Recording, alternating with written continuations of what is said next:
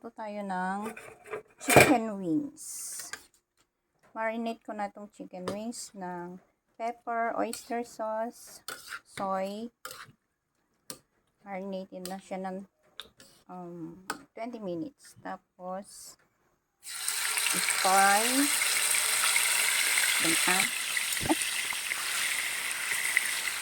Iin natin ng slow fire or medium.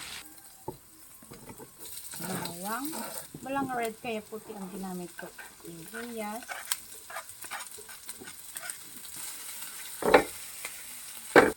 Ibalik na natin.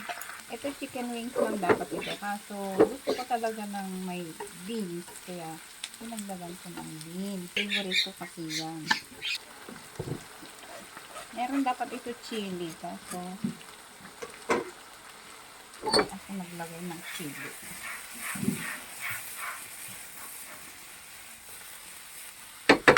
High fire.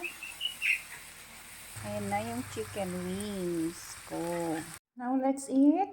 Nagsapaw ako ng patatas kasi tinatamad akong gumawa ng patatas at saka yan ang aking pagkain at saka yung chicken wings.